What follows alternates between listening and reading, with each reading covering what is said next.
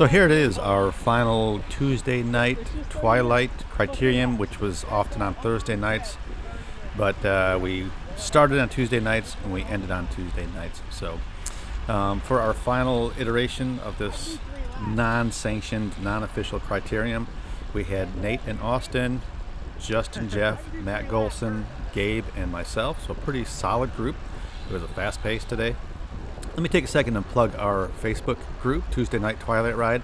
If you're interested in joining us next year, this will kick off sometime in the spring.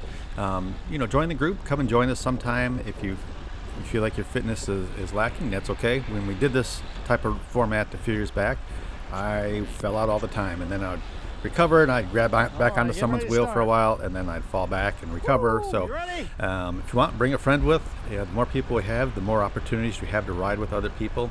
It's a short course. It's somewhere between 1 kilometer and a mile along. Very safe, very smooth.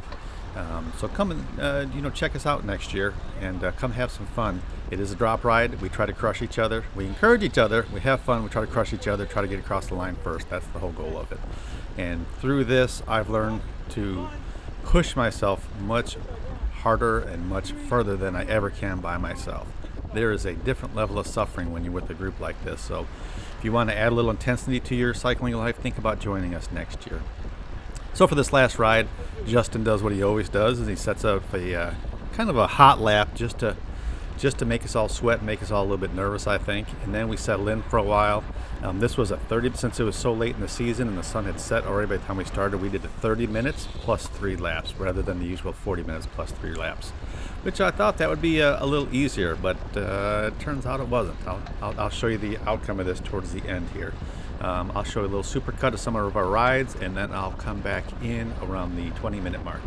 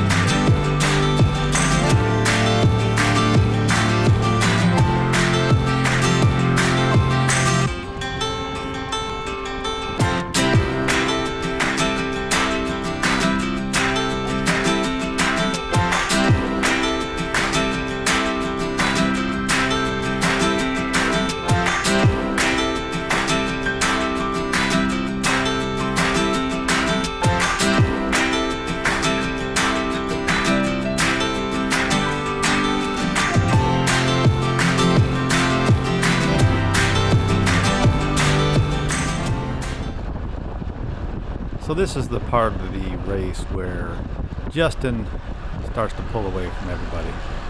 And so he just starts inching up the road, just going a little faster than everybody else, breaks free. He didn't have to put down the hard effort, he just cranked it up a little bit in the right spot. And we were all kind of tired, and he started pulling away. And so I thought, maybe I could close this gap. But you see my heart rate's pretty high already. I'm thinking there ain't no way I'm going to close that gap on Justin. And hoping someone else will come around and take the lead here.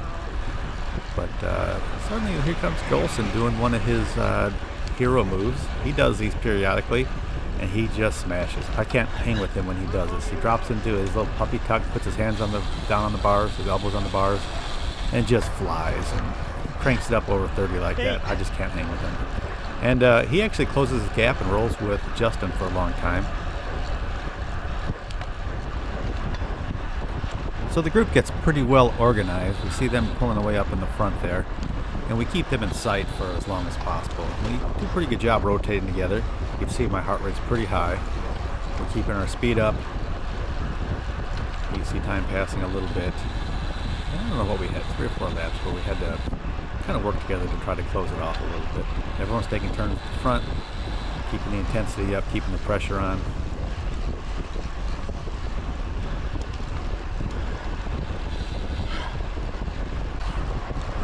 Anyway, we eventually close in. Golson falls off the back of Justin. You can see him up in the distance here. And I wanted to show this part in its entirety because it's a pretty slick move that Gabe pulls here.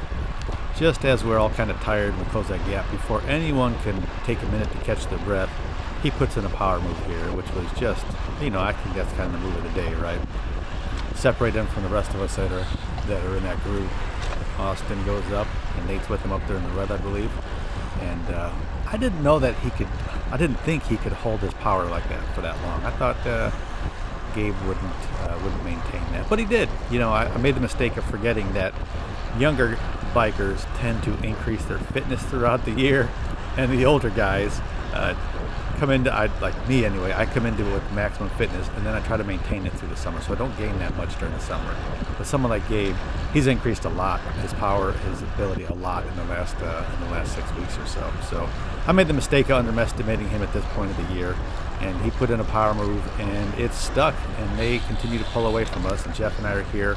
Matt fell back a little further at this point. So for the rest of this ride, it's Jeff and I together trying to stay as close as we could with that group.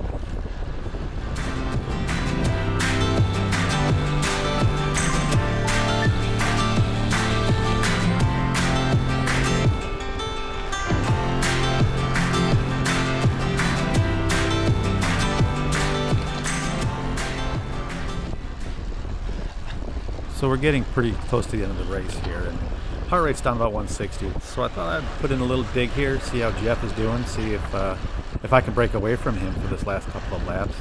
Because I know when it comes down to his sprint, there's no guarantees that I'm going to beat him, because he can sit in the saddle and spin up to 31 or 32 without standing up. And that's me out of the saddle maximum was 31, 32. So put in a little bit of a hard effort here, and unfortunately it didn't take. He stayed with me. And so he still had a little bit in the tank that he was saving up. It was worth a try, though. I stay on the gas for a little bit, make him work for it. And I'll bring you in at the end here in just a moment.